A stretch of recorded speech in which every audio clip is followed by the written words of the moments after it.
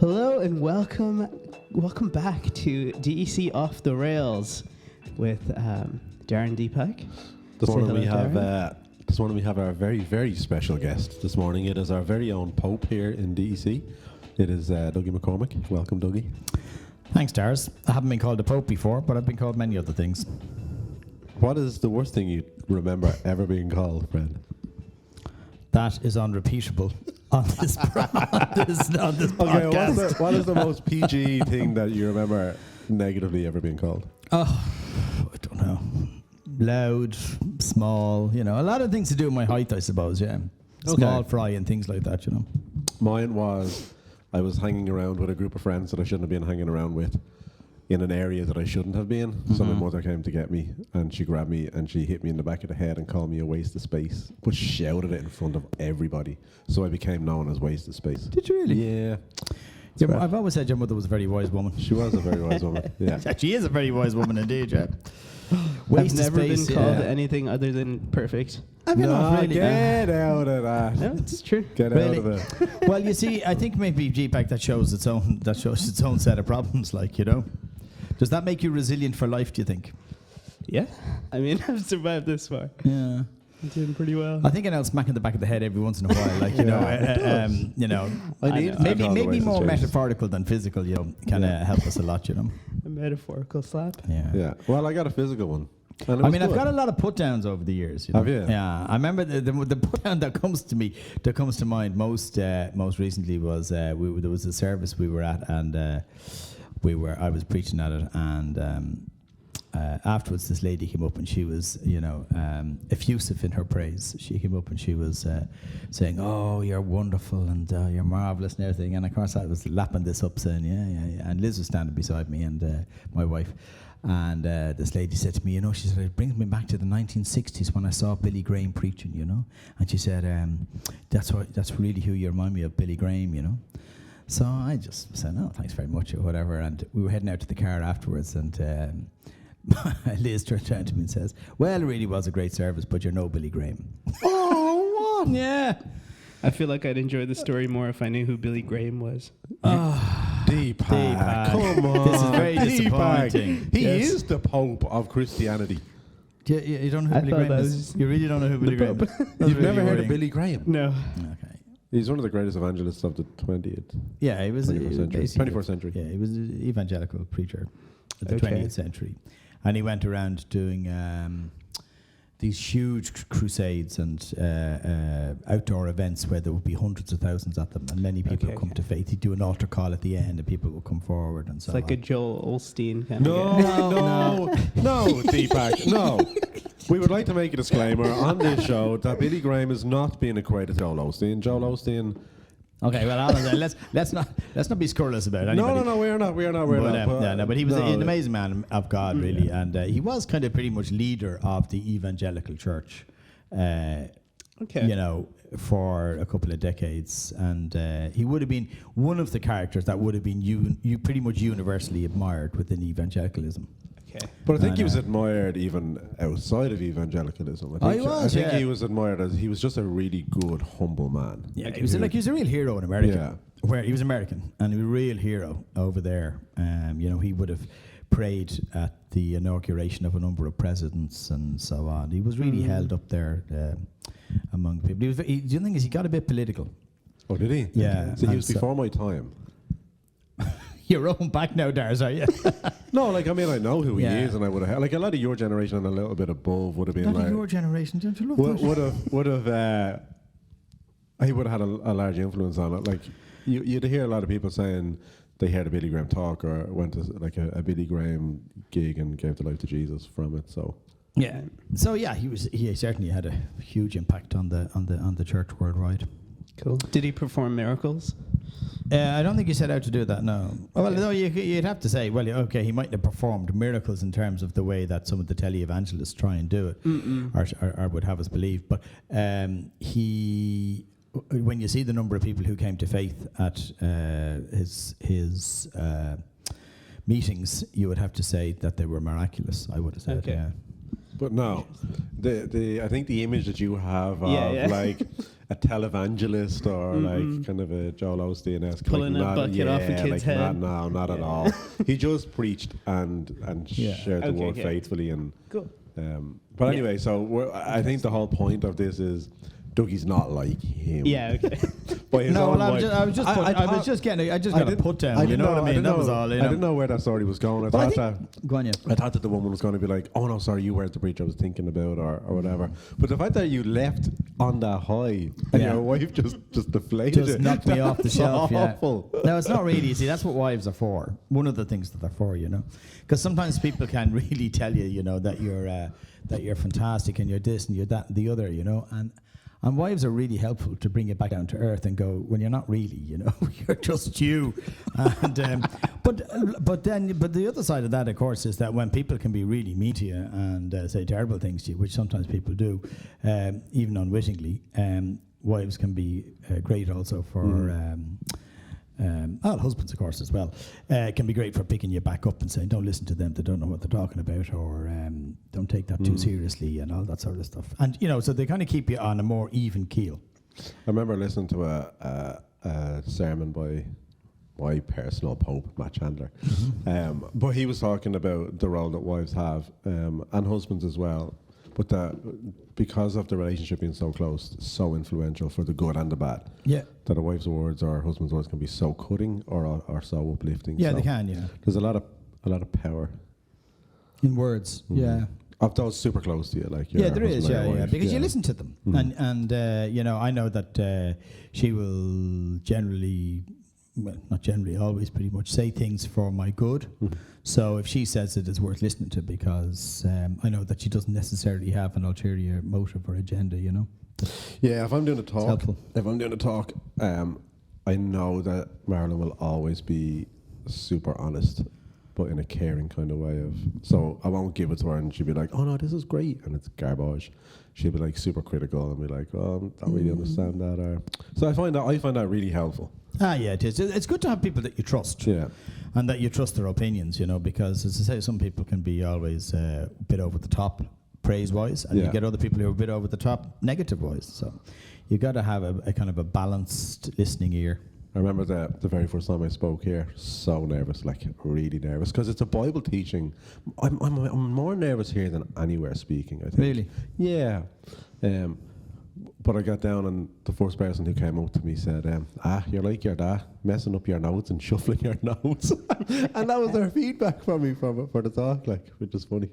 So, yeah. Nice burn. Nice burn, yeah. Nice burn? Yeah. What does that mean? Like roast. No, you're not helping it. A roast is what I have on a Sunday for dinner. You got to bring it back more. Not go down more. Roast lamb, roast beef, roast chicken. Like a put down. Not burnt. But not burnt. Like a put down. No. I know what a roast is. Yeah, put down. Okay, I'm only pretending I don't know what you're saying. I actually do. For comedic effect. We appreciate that. Yeah, we do. I'm down and hipping with the kids. I'm down and hipping with the kids. Like, I mean, I know what you're talking about, yeah. So Deepak, tell all of our listeners, like all of our, how many are we up to now? About 17 million? About time. I got a message from Joe Rogan saying, lads, calm down a little bit, will you? Because we're starting to take listeners off him. So, I mean, someone should. Yeah, there's only so many hours in the day, yeah. Where are we at with Japan? With Japan, it looks like I'm leaving in April. Okay. But yeah, there's nothing solid. It's all in the air with COVID. Are the borders still closed? The borders are still closed, yes. Okay. So, and like the school year starts in April, so it makes sense that we'd probably go in April. Okay. Yeah. And you're gonna go over regardless? What do you mean? Only with this job? Like, would you just move over there? For a year? I wouldn't go without having a job to do once I get there. Do you know what I mean? Yeah. You might starve.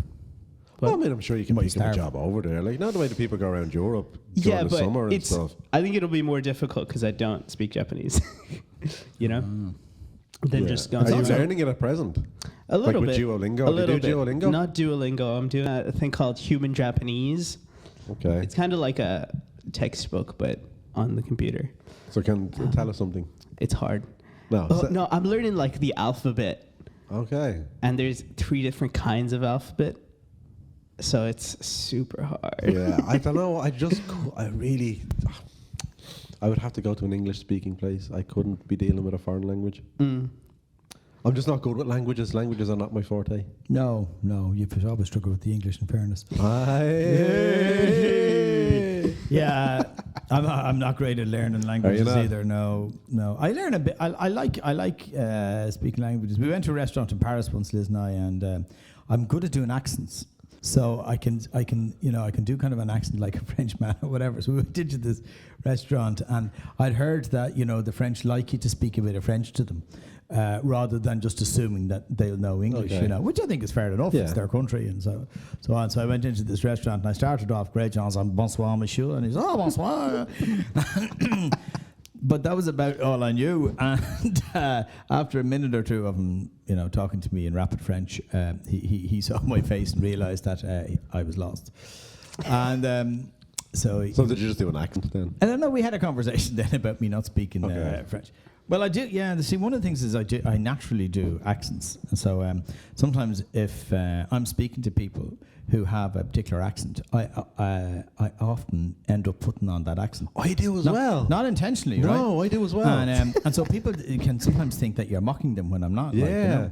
So I pick up accents really quickly. Yeah, so if I meet somebody from RD or something like that, now they can be talking like that now in a minute, and then they think that you're taking them off, and I'm not really taking them off. I'm just. I've never met somebody like that, because I'm exactly like that. And my family tell me it's deeply embarrassing. I love it. I love going out of the country and you just start talking about. I was watching the rugby here on Sunday with Dina and Alwyn. Oh yeah. And one of their French fellas kicked the ball, and I said, we are kicking the ball down the field. And he says, "Oh, you're xenophobic." Hold on a minute, I'm doing an accent, mate. What? Yeah, it was gas. So then he said, I like to do it in the Mexican way. I said, you can't be saying that, Fred. So, Douglas. Yes, indeed. The only person who calls me Douglas now is my mother. And me. And you occasionally, yeah. Or my wife when she's very annoyed with me. When I started. Yeah. When I started, it seemed to me like everyone would call you a different name. Yeah. Like Kathy says Dougie. That's because she's from a different country. I quite enjoyed it. Yeah. Dougie. Yeah, that'd be Scottish. That'd be kind of the Scottish northern kind of thing, yeah. Dougie. That'd be very much northern Scottish kind of thing, Dublin, because we kind of flatten everything, mean Dougie, Douglas. Yeah, I got a load of slagging from a group of guys that I do a Friday prayer thing with in the morning, and when my name came up on the screen, Douglas, right? And see, my name normally comes up as Kathy Cross because because I sign in to the Zoom account from the church account, so my name was, and of course I've got dogs abuse about that over the last while. But anyway, this day my name comes up, Douglas, and some of the guys thought this was absolutely hilarious, and they fell around the place laughing. Why? I don't know. I didn't think it was that funny, but there you go. They did. Douglas. Yeah, but were you ever known as Douglas? No. I probably was. No, I probably was known as Douglas in the 70s. In the 70s, probably. Yeah. Well, in the 70s, yeah. It's a very 70s name. But was your mother ever? His name was Douglas, not Dougie. No. Or was she just? No, she was never like that. No. Okay. I mean, my father never called anybody by their full name, or proper name, anyway. He had total inability to do that, so nobody was ever called by the. He used to call me all sorts of names, like the Duke's man, the Doug's kid, all this sort of stuff. He didn't. He never really. The Dougmeister. Yeah, that sort of stuff. Like he didn't ever call anybody by their full name. So, we were kind of used to that. Very good. Anyway, how are we going? Anyway, I don't even know what I was going to say now. No, sorry. This is my friend Dougie, the rabbit hole burrower. He likes rabbit holes, but a lot of them are very interesting. Yeah. That's a kind of a put down with one hand and a kind of raising me back up with the other, you know. How do you retain the information that you have? Like, you always talk about random things that from like the information that you gathered years and years ago, and somehow you still have it. It makes no sense to me. Yeah. I suppose there's things that just interest me, and there's things that I've read that stick in my brain, and I love history. And so I retain a fair bit of information about historical events, and I like politics. I'm just kind of interested in the world, not the scientific world. I find it much less interesting, and I can't retain any information about science. But yeah, so the arts and music and particularly historical and political things, I kind of remember all this information. Yeah, maybe just I suppose because I find it interesting. Yeah. And I particularly find the historical information about the first century, when we're reading about Christ and we're reading about the world in which he lived, the world in which the first church was formed, I find that really interesting. Because I think that the more we know, the easier it is for us to try and apply what we're reading to our situation in the 21st century. Yes. Yeah. Context. Context, yeah. It's important, yeah. Yeah, it is important, yeah. But you are like a walking encyclopedia. I'm not a walking No, but that's a positive. Like, no, you are. Like, we'll just talk about something and you'll... Like, you were talking to me downstairs about Afghanistan and just a lot of knowledge that you had about that. Like, it's a good thing. It's not a negative. You're getting uncomfortable now because you're being praised too much. I know, and you're going to do a self put down. Yeah, so that's why I do it like a little one-handed put I down. don't know. Is it an Irish thing? It's very Irish, yeah. I find it much easier when somebody's been mean to me than somebody's been nice to me. I find it very hard to cope with people saying complimentary things to me. So you go down rabbit holes, but they're interesting rabbit holes. It's worse if it's really boring and we just switch off. Okay. So you're suggesting that happens, that it's really boring and you switch off? It does happen with some people. Some people start talking. Oh, I see. Yeah. And your eyes just glaze over. That was a good dance away there, Dars. Hey, listen, this is Off the Rails, friend. We only tell the truth here. We only tell the truth. You go down rabbit holes, but they're interesting. Yeah. So I also find as well that some of the rabbit holes I think that I go down when I'm talking to you anyway is that I tell a story about something that happened or whatever that you can apply to a situation, and I think that's often helpful. If you're trying to talk, particularly about theology, you're trying to talk about things. A lot of the time, we think of things in some sort of ethereal way that they're kind of far away from us. They're up in the sky, that God is somehow remote or whatever. And so I think to tell stories, which is the Bible has an awful lot of stories in it, and we read the stories and we begin to understand God better and ourselves better. And so I think stories are a really helpful way of doing that. I love stories. I mean, I love reading novels. I love telling stories. I like reading stories, and and I think when Jesus talked to his disciples and the crowd, telling them stories, I'm sure it drove the rabbis nuts, because a lot of the time they wanted to argue the law with him, and when they'd go to argue the law, he'd tell them a story, and I love that, because you can't really argue with the story the same way, can you? No, you can't. No, and he was a fantastic storyteller. Jesus was. Told really, really, really good stories. Like I'll give you an example. Because I was talking to Elizabeth last night. We were talking about the story of the prodigal son. And the way you can read the same thing for years and years and years, and the same scriptures for years and years and years, and every once in a while you're reading and something just new dawns on you completely, I remember when I was doing that, because we were talking about it earlier or late last year on Sunday, and just saying that in terms of parenting, that Jesus never apportions blame to the Father for the actions of the Son. And it's not inherent in the story either. And for a lot of people who suffer great guilt about the actions of their children when they're not, walking in a way that they should, or they're doing things that the parents feel very uncomfortable with. I think it's a great story to go back to, and to say the son made this decision himself to go and do this. It was extraordinarily painful for the father, but Jesus in the story doesn't apportion any blame to the father. And yet, so interesting. I never thought of it like that before. And yet, so many parents do that. They take on all this guilt and blame on themselves that actually is not theirs to have. The children make decisions and they go off the rails, or they do whatever. It's this called off the rails or on the rails? What's this called? Off the rails. Off the rails, yeah. So they go, that's a good story to tell then. So they go off the rails and they do mad stuff. And so, and there's a certain portion, certainly within the Christian church, who's very good at pointing the finger at other people and saying, well, if they'd been better parents, this wouldn't have happened, and all that sort of stuff. And of course, it's rubbish most of the time. Yeah, I went to a service in America, a lovely church, but quite like that, and it was Father's Day that I went, and they just had this great opportunity to be gracious and caring towards fathers, and they just used it. I felt almost as a time to like beat dads and criticize, and I left not encouraged. If I had a heard talk like that, you'd have left so much more encouraged. That's so wise. It is funny.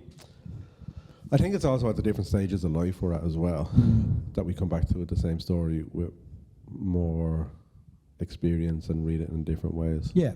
Which is fantastic about the Bible. But dealing with stories, Douglas, my friend, unpolished, what is your story? What's my story? Yeah. Now remember that it's less than an hour, right? Oh, no, yeah, I was going to say, yeah. I mean, what part of my story? Because you've led, and another thing about you is you have a great wealth of knowledge, but you also have, you've lived a very colourful life. Because you do. I don't know what that means. Because we'll be talking and you just come out with a story of when you met this person or when you were at this gig or when you were doing this, and it's like you've done a lot in your life. Yeah. Which is cool. So we'll try to shrink your story somewhat. Yeah, do because the podcast. We'll try to keep you on the rails. Like your Jesus story. So your story about your relationship with Jesus. So in a kind of a relational way, how you met him and what influence he's had as you grew up and throughout your life. Okay. You're going to probably have to halt me at certain points and say to me, move on, whatever. Okay. So I grew up in a home where both my parents were Christians. My mum would come from a Catholic family, my dad from an Anglican one.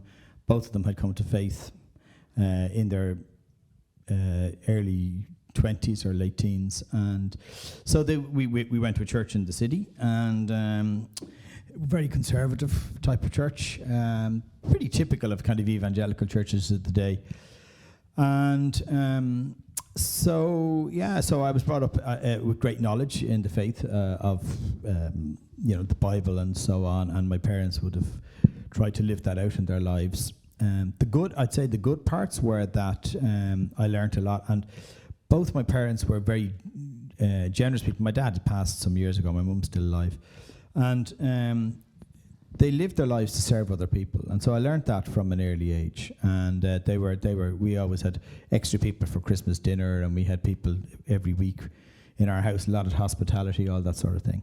And so that was the really good part. The bad part, I imagine, about it was that it was quite legalistic at times, and the church that we were in, there was a lot of things that were unsaid, but were also unacceptable and so on. And so you kind of knew what you weren't and weren't allowed to. I was always pretty rebellious, and so I tried to push the boat out a bit. And about becoming a believer, I know that I prayed the sinner's prayer about multiple times when I was a kid out of fear. I was always afraid I'd die in a car accident and go to hell. So I just kept praying the sinner's prayer to make sure I'd go to heaven. But to me, that was a real lack of understanding about what the Bible was about and what Jesus was about and so on. And but I do remember when I was 21, I went down to a camp in Avoca Manor, and I went with the express purpose of meeting some young ladies. And that's I think a lot of Christian men became Christians while they were looking for some young ladies. Yeah. And I remember who was preaching, a guy called David Bruce was preaching, and he was preaching up a storm. He was doing a great job, and I had resolved not to listen to a word he said, and I didn't. But as I was sitting there, not listening to him, the Holy Spirit just came on me in a powerful way. It was extraordinary, and I ran out of the room, and I knew at that moment I had to make a decision one way or the other, and so I gave my life to Jesus, or rededicated my life, or whatever you want to call it. But it was an adult decision at that stage to make. And who was Jesus to you up to that point? Like, so in a kind of a relational kind of, what would he have been to you? Well, funny enough, I found God the Father more approachable. Okay. And I found God the Father more approachable, but from what I knew of Jesus, it seemed to be all condemnation, which is a kind of a weird thing to say, but that's how it felt. But even then, I would say I didn't really know very much, but I knew that I'd made that decision. And after the decision, rather than being full of joy, in many ways I was full of fear. I think I was just frightened of the implications of making that decision. And I think I didn't understand a whole lot of things, And but it set me on a path which, over time, I was very involved in, as you know, I was very involved in music. And at that stage, I started playing music in churches and things like that, and then got into a band, and then ended up playing music at most of the large events that were on in Dublin and in Ireland in the south of Ireland. Through my 20s, I would have been playing at nearly all of them, or a lot of them, And so, I got up together with a group of musicians, and so when everything was on, we were often asked to play at it, So I got to do that, and so that certainly introduced me to a whole group of different type of Christians, different people, Pentecostal friends who went out to Pentecostal churches or charismatic churches, and that was really helpful because it took me outside the tiny, narrow world in which I lived. Okay. Yeah. It's funny. We're quite similar in a lot of ways. Just our accents. Except I have hair and don't have a beard. Okay. Listen, we don't need to be pointing out the hair. Okay. Well, I would have found Jesus quite condemning because when I was growing up, because I was a Pharisee. Yeah. So whenever he was talking to the religious leaders, he was talking to me. Yeah. So Jesus scared me. But the father was always unhappy with me. Would have been my kind of story. So he was always like disappointed. Yeah. So when did that begin to change for you? Like, or was it gradual, or was there a point that you remember kind of going, like, where you realized Jesus loved you, or like where that relationship started to grow? Well, I think it's happened a lot of times, the answer. I think that a lot of things have changed over the years. Obviously, as you go through life and various life events change you and all the rest of it. I think one of the moments in terms of realization was when I started to study theology seriously in my early 30s, early to mid 30s. I started doing a correspondence course at the Open Theological College. And that sounds terribly boring, but for me, it was a window into a world. And I remember getting the first books and sitting down and reading them, and began to discover really what the Bible was all about, that it hadn't just fallen from the sky, that it was written by people under the power of the Holy Spirit. But I knew so little. I knew so little about, the origins of the Word, or of the world in which the Bible was written, both Old Testament and New Testament, all that sort of thing. And so when I started to discover that and read through it and discover why Paul wrote his letters and so on, I remember sitting laughing in my study as I read these with joy. It's a weird thing. So just laughing. Paul's letters.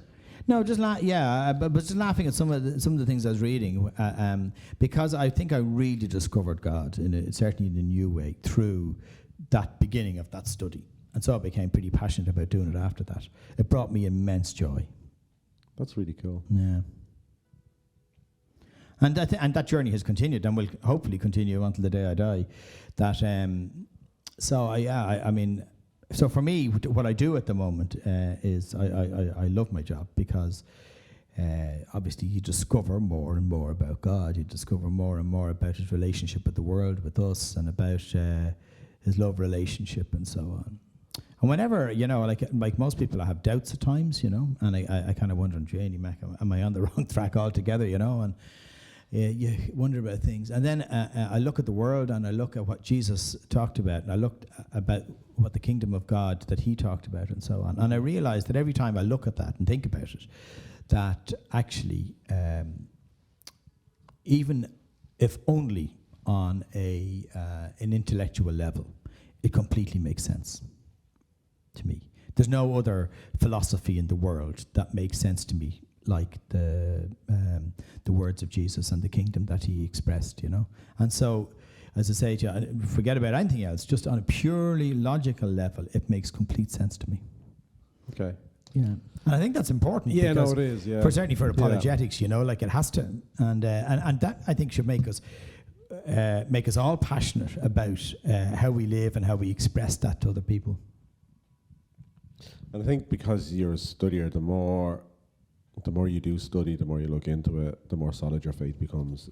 Yeah. Rather than the more holes you find. Yeah, no, there's still parts that are extraordinarily difficult, Yeah. you know. I mean, you know, we read about some of the stuff in the Old Testament, the violence, the seeming acceptance of behaviors that we would really struggle with. The kind of situation of going into Canaan and taking it over and throwing out really ethnic cleansing pretty much of the tribes that were there.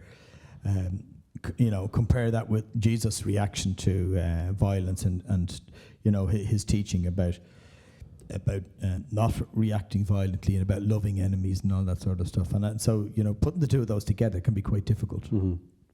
Yeah, and sometimes I remember reading in Leviticus maybe, just if you think your wife has had an affair, that you go to the priest and you have to drink this, and if she has had an affair, God will cause the baby, like God will cause the miscarriage. Not like it will cause a miscarriage, but it's like specifically God will cause. You're like, and you don't know what to do with stuff like that. You know, like you kind of, some things are just really difficult. Yeah. Well, you see, when you're talking about people 4,000 and 5,000 years ago, they had a very different view of the world. 100%, yeah. And you've got, you kind of read about some of the stuff and you kind of go, how do we apply that in the world in which we live today when it doesn't seem terribly applicable, you know? Like we don't have parapets around the tops of our houses mainly in this country, you know? And but then we don't go up on the roofs to fall off. So applying, and having tassels on the end of our... Do you have tassels on the end of your robe? No? No. I had them removed. I kept standing on them. But like so many of those, I know, those old yeah, laws and so yeah. on, and we try and make sense of them, and then we, you figure out how they were supposed to be applied at the time and so on. And the ones then that you can say, well, these are applicable, as an ongoing... an ongoing way of life, and then there's other things which you say they're very much applicable to the time. Yeah, there was one. I know we're going down a small little tiny rabbit hole. But just remember, you're taking us down the rabbit hole, not me. It was me. But there's a guy, Tim Mackey. Have you heard of Tim Mackey? He does the Bible Project. Oh yes, I have. I was actually listening. I listened to 5 hours of him on John's Gospel. Oh my goodness, he does. He's a very, very intelligent man. Yeah, he is. Yeah, he's great. But he did a podcast, and it was on the laws, and I was listening to it. And there's the one about you don't boil a goat in its mother's milk. Yeah, and I think that's the only law that was said twice or 3 times. And Right. they could never figure out why this was so important. And they figured out fairly recently that it was because there was a people group kind of nearby who would do that to sacrifices to their God. So it was very applicable for its time, but has absolutely no point. Okay, we're back. We're back. After Deepak pulled all the wires out. Yeah, Deepak pulls all the wires out. So if you hear something scratchy on your screen, that was Deepak pulling all the wires out. Is more than likely me fidgeting. Were you falling asleep and that you fell off the seat? Like, is that the problem? I took my foot off my leg. You took your foot off your leg? Like, when you normally have fairly one leg on top of the other. Very serious consequences, Deepak, yeah. I know people who are double jointed, but I've never seen anybody take their foot off their leg. I think he was hoping for a miracle to watch me put it back on. He was hoping Billy Graham would climb up the stairs. Yeah. I heard we're with Billy Graham, so... Yeah. Where were we, Dars? Where were we? We were coming back from a rabbit hole of a Tim Mackey rabbit hole. Oh, yeah. So, another question for you to come back, right? Because... Well, no, because what would be some of your big struggles over the years up to now, like things that you would struggle with? Because you come down on a Sunday, right? Yeah. So people can feel unattainable, and you're very wise and very knowledgeable. Some people can feel unattainable. What do you mean? Some people feel like, so we come down and not unattainable. Like, what, the Christian experience that we pretend to have is unattainable. Yeah. Do you know what I mean? Like that you're a fake, like that you're a perfect, that you don't struggle, that you don't have any things that you struggle with. It is. It's for all of us. Yeah, it's a big problem within church settings, I think, all over the place, because on one side, I suppose from the time we were young, you grow up and certainly in my generation, not like you snowflakes. Of course, you're too old to be a snowflake. Oh, I'm Fred. He's not a snowflake. I ain't no snowflake. Deepak, you're snowy. And, so, but in my generation, when we were growing up, you kind of just were told always to get back up and get your face on, and people would say things like, nobody wants to know your troubles, and so you smile and you get on with it. And there's a part of me that actually thinks that's a good thing. Yeah. Right? Because it makes, I think there's a part of resilience which is a good thing. But at the same time, I think we now live in a generation where people are much more willing to talk about struggles they have in life and about things, about how they react and about how they feel about things, And none of us feel good all the time. And we struggle with life in different ways. What was that? What the big weaknesses I have? It's like an interview. I love those interviews where you ask somebody what's their greatest weakness, and they actually tell you about a strength. Yeah. So when I used to work in Tesco, people saw me as unattainable, almost like the apostles before you read about the apostles and how messed up people they were. didn't see me like that, But they do now. But they don't. I think. I don't think they don't. I hope they don't. And so there's a balance, because we're not asking you to pour out all your deepest, darkest, but also there's a humanity. There's a humanity level that the Gospels don't ever hide. No, they don't. The humanity of the apostles. And I love it. I mean, not just the apostles, but you love it, and you see all the people who were different characters in the Bible. That they were so human, and each of them broken in their own way. And we're all broken. Yeah. If we weren't Jesus, in fact, the mission of Jesus wouldn't have been necessary if we weren't also broken. And but I'm just as broken as anybody else. Of course I am. And I would have struggled with all sorts of things over the years, addictions. I smoked for a long time. Took me years to give it up. Yeah, took me years to give it up, and I tried to break it and went to prayers and healing and services and all sorts of things, and really, really struggled in that area. And how did you finally give up? I finally gave up on the 1st of January 2012, and which is just gone 10 years ago. And I actually think, somebody else said this to me afterwards, somebody I worked with, and I think they were probably right, that I probably knew my body was sick. Okay. And that, and it was funny, after all the years of trying patches, and I've been off them at different times for a period of a year, maybe that, or 18 months. But after trying patches and trying drugs, Zyban, I think was a drug or whatever. I thought you were going down to cocaine, heroin. No. I'm going to replace this These addiction. were drugs that were supposed to help you, and all that. I tried all these different things, and then just woke up that day and said, "That's it, no more." And I think my wife was going, "Yeah, here we go again. Every New Year's it's the same, Yeah. But I didn't. I just stopped smoking, and I didn't use a lot of the things that people use now. The patches and all that sort of stuff. At least I didn't use them for any length of time. But 6 weeks later, I felt I was desperately ill and needed surgery. So was that at that time? Yeah. So it was 6 weeks. It was 6 weeks before I had a heart operation. Yeah. So I think I knew I was sick. Okay. And I instinctively, and I think that's what did it. Maybe stopping caused the heart operation. Well, there's a few people that said that to me, They said, if you kept on smoking, you would have been grand. And, but so 6 weeks later, I needed a major heart operation, It's the first time I've ever heard of a New Year's resolution working. If someone's sticking to a New Year's resolution. Yeah, well, I did them off them 10 years now, yeah. Was that a big test of faith? What? Your heart operation? Yes and no. I was a bit shocked when it happened. I had some chest pains, but didn't really figure there was anything wrong. I was like most Irish men, I think, trying to say, it's nothing, It'll be grand. It's grand. Indigestion, be grand, whatever, And until I suddenly found out that I needed to have immediate surgery. And faith-wise, it was, I would have said that rather than actually it being something that certainly damaged my faith or anything like that, the opposite's true probably. And I had some of the most special times in terms of relationship with God at that time. And I mean, there's nothing quite like knowing that you mightn't make it to the next day to focus the mind.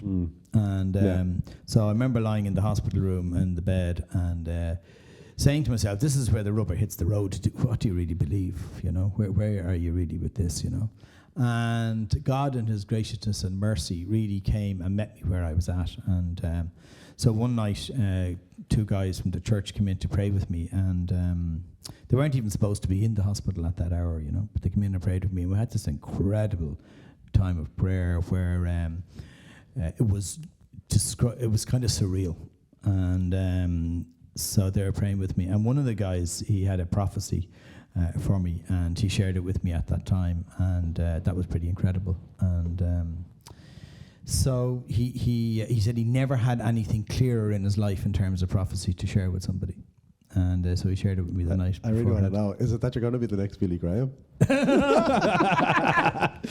No. Has it come to pass? Some of it has.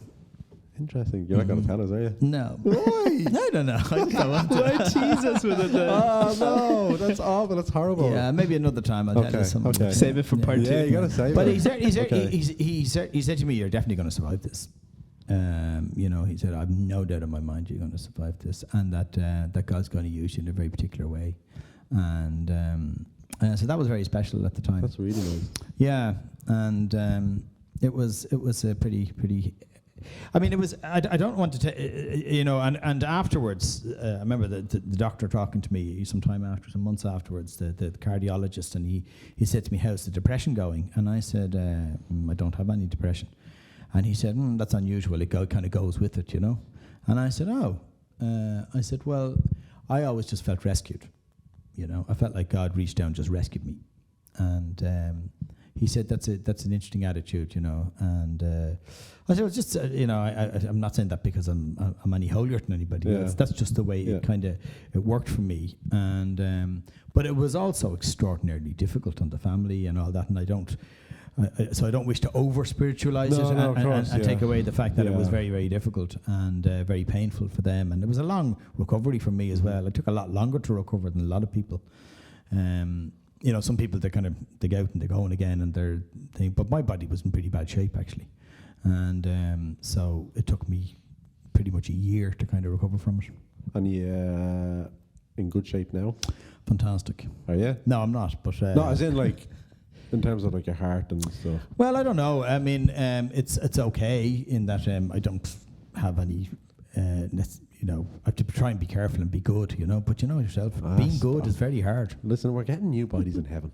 I know, yeah. That's my attitude. Every time I kind of go too far, I'm like, you know what? Yeah, I know. It's only temporal. Yeah, it is. Yeah, but the only thing is that you just don't want to be there too early. No, of course. No, you not don't. when you've got a family, you know. And as you were saying, it does take a toll on your family. Yeah. And we should be responsible about the way we live as well, you know. And so, 100%. I'm all the time trying to eat better and to take more exercise and do all that sort of thing.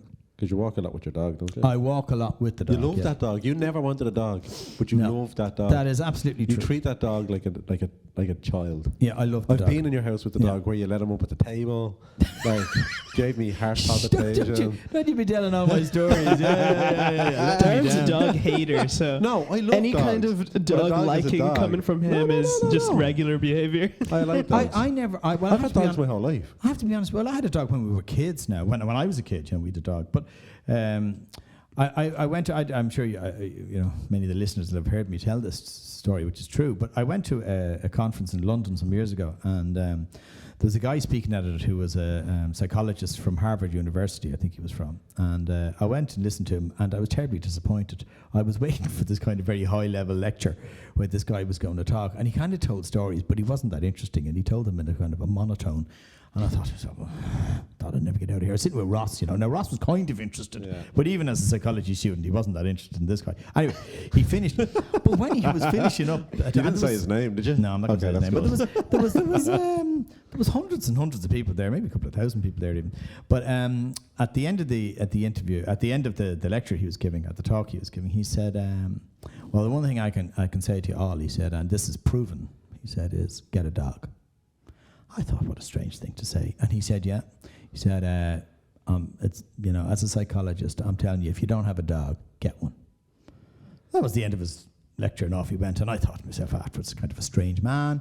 And but when we got a dog, I certainly wasn't for getting a dog, but we got one anyway, and I grew to love the dog. Yeah.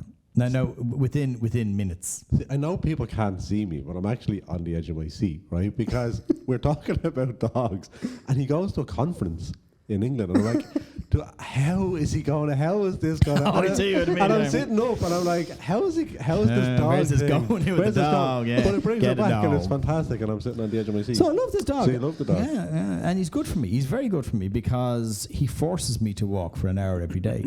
And so I discovered we had to. I mean, I've lived in Shankill since 1998, and I think I was on the beach twice or three times in all the years I've lived there since before we got the dog. And now I walk, if the tide is out, him and I walk to Bray and back. Yeah, we do, yeah. And it takes about an hour and 15 minutes. And he loves it. He runs around and he chases the birdies and all that sort of stuff. See the birdies. See, it's like his child, I tell you. Well, I'll explain to you in this way, right? I mean, you don't overdo it. Like he's a lovely little dog, right? And he's got a great nature. But one day, not Christmas just gone, the one before it, I was very stressed out, really stressed. And I remember coming home from the church, and I had this huge pile of things to do, and they were just piling up on top of me. And I came in, and I remember I had a conversation with the dog. The dogs are great for talking to, right? Because they can't talk back. And I said to him, I said, Gus, I'm really sorry. You've got 20 minutes. That's all you've got. I don't have time for any longer than that. And I went down the beach with the dog, and I was looking at my watch and thinking, right, I have to get back and so on. And it was kind of it was late in the afternoon, it was getting dark, and I just kept going. And I walked to Bray and sat down on the rocks there, and I watched the sun go down over the sea, and it was one of those, winter days where the beautiful pink skies, and it was beautiful, and of course I had to walk back using the torch of my phone, right? But anyway. That's what I was thinking. How did you get back? But we walked back, and actually, it's amazing how much light you get just after dusk, that there's still enough light to walk before it goes very dark. And the two of us walked back home, and I learned from that walk at that time that, first of all, everything that I thought had to be done that day didn't. The world didn't end, and nothing fell over, and I just went home. And, I was much more calm and relaxed and everything, and sat down and said, right. And I was able to do a bit of work that evening or whatever, but just that it helped me have perspective on life and get out. And, I would say to anybody who is listening to this, who is struggling with anxiety or struggling with being too busy or any of those things, if you can't get a dog or you don't have a dog, go out for a long walk. Go somewhere that there's beauty, whether it's the mountains or the sea or wherever you like, and walk. And it just does so much for you. It's good. It's good for your soul. Good for body and soul. Yeah, it really is. Yeah, no, I agree. Yeah. Yeah. Well, This just makes me want a dog. It makes you want a dog. A dog. Oh, a dog. I'll take a dog. Yeah. Bring your dog for a walk. Yeah. Well, when you're out in Japan, you can get the beautiful Japanese dogs, I'm allergic. Oh, are you? You're allergic. I'm allergic. Snowflake generation. They're allergic to everything, aren't they? Well, our fella, even though he's got long hair, is hypoallergenic. Yes. I'm allergic to their saliva, though. Oh, are you? It's the worst. I've never heard of that before. Yeah. No, you it's a wouldn't thing. know. This fella be no use for you at all. He licks the face off anyone who's near. That's crazy. Yeah. What does it do to you? It just, wherever they lick gets itchy. Oh, that's so It sad. sucks. I'm gonna the minute I can get a dog, though, I'm going to, and I'm gonna go get those injections that I need to get every month to be able to keep a dog.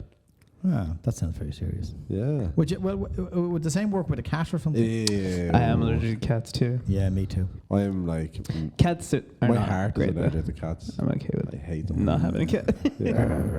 I know. Yeah. I feel like there are nice cats out there, but Like, I feel like cats can Most be cats dog are people, kinda but some suck. people are not cat people. I bark at cats on the way past. I do as well. I snarl at them. see, I could just get a dog. That sounds sneaky. I don't know. I have no reasonable reason to dislike cats. I mean, 'Cause why they're would just- you dislike a cat? But I'm with the dog. So am I. I just bark at them. Yeah. The greatest thing that we've gotten out of our time together is that we hate cats and that we love dogs. I think that's Healthy place to that's stop. I think Hate. that's a healthy place for Your us to start. priorities in life are interesting, Dars. No, it has. It's been really good talking to you. Yeah, been It really good talking to you. Yeah, thank you. So thank you for coming on. Thank and you for inviting being- me into your little studio here. Yeah, and for being open and chatting to us about Lovely. stuff. Yeah, Life in Jesus. yeah. Thanks, guys. Thank you. Thank you very much. We'll see you next time on Off the rails.